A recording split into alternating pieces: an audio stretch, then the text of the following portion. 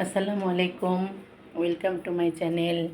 আজকে আপনাদের জন্য নিয়ে আসলাম একটা নতুন রেসিপি, খাসির মাংস দিয়ে কাচ্চি বিরিয়ানি।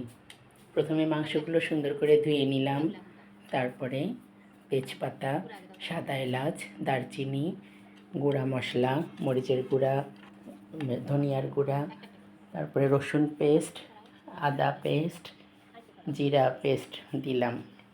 দেওয়ার পরে এখন সুন্দর করে মাংসগুলো মানে মাখিয়ে নিব। একদম এমন সুন্দর করে মাখাতে হবে যেন, টক দই দিয়ে দিলাম। তারপরে এমন সুন্দর করে মাখাতে হবে যেন মাংসগুলোর সাথে সব মশলাগুলো লেগে থাকে। সাধারণত খাসির মাংস একটু ভালো করে মেরিনেট হলে পরে বিরিয়ানিটা বেশি সুস্বাদু লাগে। এই জন্য আমি মেখে অনেক সময় রেখে দিই, যে আপনারাও একটু বেশি সময় রেখে দিবেন, তাহলে বিরিয়ানিটা বেশি সুস্বাদু লাগবে। আবার কিছু লবঙ্গ আর গোলমরিচ অ্যাড করলাম, সয়াবিন তেল দিলাম, দিয়ে আবার একটু নেড়ে চেড়ে ম্যারিনেট করার জন্য ঢেকে রেখে দিলাম। তারপরে কয়েকটা হল্যান্ডার আলু কেটে এরকম বড় করে একটু লবণ আর একটু মরিচের গুঁড়া দিয়ে ভেজে উঠায় নিলাম। এই আলুগুলা বিরিয়ানিতে দিলে একটু অন্যরকম টেস্ট পাওয়া যায়। আমার বাচ্চারা পছন্দ করে, এজন্য আমি দেই। আপনারা ইচ্ছা করলে ট্রাই করে দেখতে পারেন। তারপরে কড়াইয়ের মধ্যে পেঁয়াজ দিলাম। পেঁয়াজগুলো একটু লাল হলে ম্যারিনেট করা মাংসগুলো ওর মধ্যে দিয়ে দিব।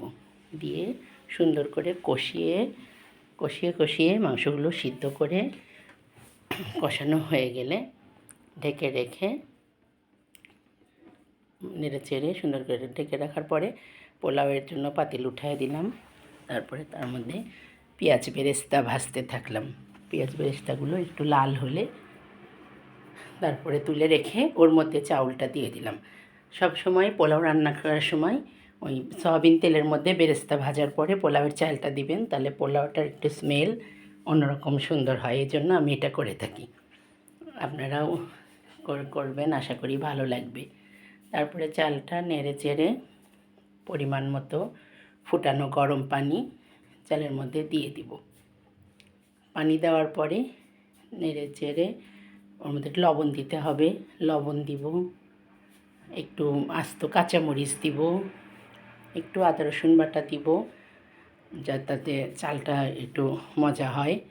তারপরে তার মধ্যে আমি বিরিয়ানি মশলাটা মাংসের সঙ্গে অ্যাড করি নাই, কিন্তু ওটা আমি চাউলের মধ্যে দিব। আর মাংসের মধ্যে আপনাদেরকে বলতে ভুলে গিয়েছি, ওই যে কাজু বাদাম, তারপরে পেস্তা বাদাম, একটু দুধ, কাঁচামরিচ দিয়ে ব্লেন্ড করে দিয়েছি। আর এর মধ্যে ওই বিরিয়ানি মশলাটা আমি পোলাওয়ের চাউলের মধ্যে দিলাম।